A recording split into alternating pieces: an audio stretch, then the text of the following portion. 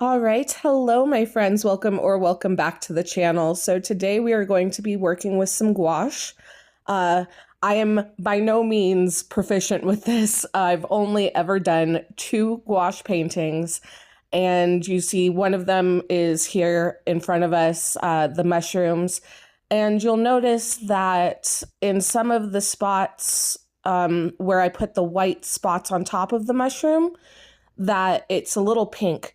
So the reason for that is because I the red reactivated when I put the white on top of it. So that's definitely something that I'm going to want to keep in mind. So here you can see the other gouache painting that I did. And this is just a modified book that I made where I tore out some of the pages and glued some of the pages together just to give it a little more stability. And I made this book specifically for gouache paintings because I want to get more used to doing them. And basically what we're going to start off with today is just testing the colors. So when you first get gouache, it's like really thick and creamy, and that's how you get that nice opaqueness from it. But over time, it can dry out. So I need to figure out how much water, how long to let the water sit and everything to get it back to that consistency where it can get opaque. You can use gouache kind of like watercolors too and use it in a thinner consistency. And you'll see that's kind of the initial results that I start getting when I start playing with these. But that's not the consistency I want. I want that really nice opaque matte finish painting. So here I'm just going to test that with a couple of colors and just doing like little swatches, testing over text and stuff like that to see how it works out. And you'll be able to, as you can see here, tell that I'm playing with it a lot because it's taking a lot more water than I initially thought it would to get to the consistency that I want. So I never really reach the consistency on this page, and I start to wonder if it's the book paper that's the problem instead of me not having enough pigment. So I'm going to move to the other side, and what I'm going to do is I'm going to put down 2 layers of gesso on top of that page and give it a try there. Funnily enough, I like the effects that I get more without the gesso. I would have never thought that. I would have thought the gesso would work better, but you can see it gets kind of a like weird texture to it. And I'm not sure why that is, but at this point I stop, I dry everything, and then I go in and I add a ton of water and I let it sit for quite a while and then mix it all up in the little pan that it's already in. And then I get to that consistency that I want. So you'll see that when I start to make the marks with the magenta. So now I'm going to go ahead and put a whole bunch of water in these and let them sit for a while. And then we're going to get started on our painting for today. Okay, so I do want the text to be visible through certain parts, so I am going in with a really light wash of yellow right here. But the rest I'm going to try and make it opaque. I struggle with it quite a bit. I have to keep going back and redoing layers, and here I start off with the first layer. It ends up being way too dark for what I'm looking for. I'm trying to get that kind of atmospheric feeling to it where it, fades off in the distance, and this ended up way too dark. So I will go in and add a lighter color after this one just because I felt like it started off too dark for my purposes. So I'm just using shades of green and blue for this.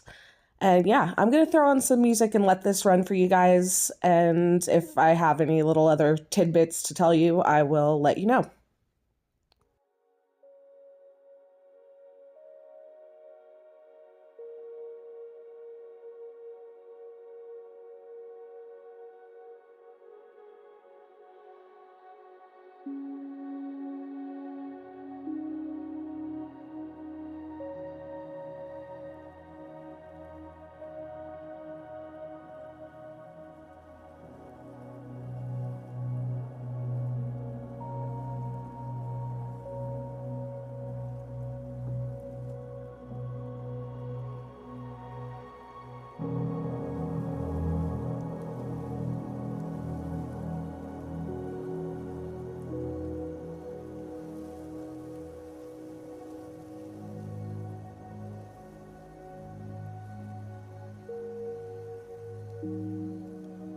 So here I turn it upside down, and I've had people ask me about that. So the reason I do that is because I find it easier to keep my hand steady when I'm pulling towards myself as opposed to drawing away from myself.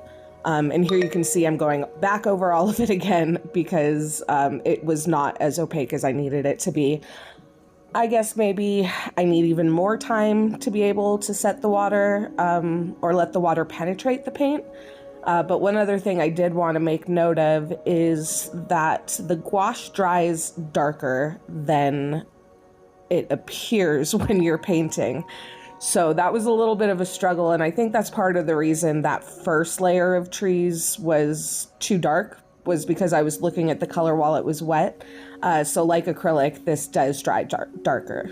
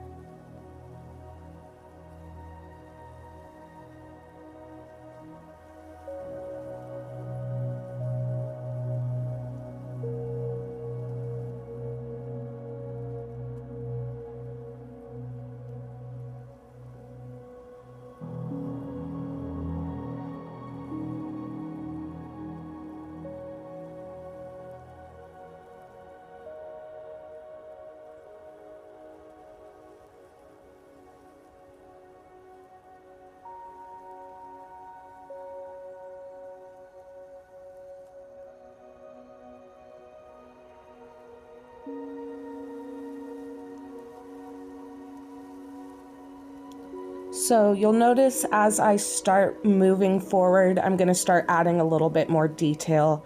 So I am putting in just a couple little like lines to indicate grass on this hill. And we're going to go in with highlights later.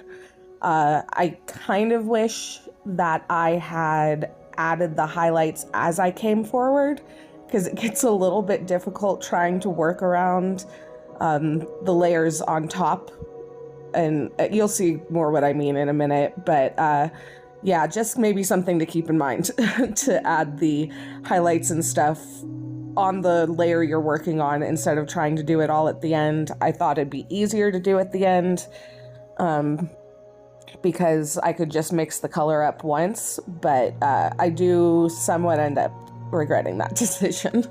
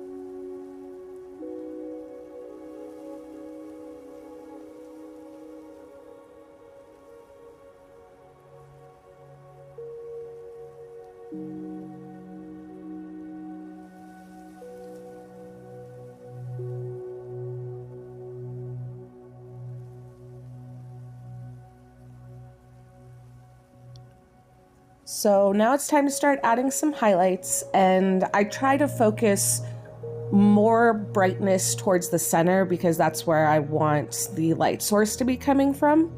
And then I add a little bit of shadows to this as well, which it's a little hard to see because I made that tree so dark, but it is there. You can see it. But yeah, this really starts to bring the whole painting to life, adding all these highlights and shadows.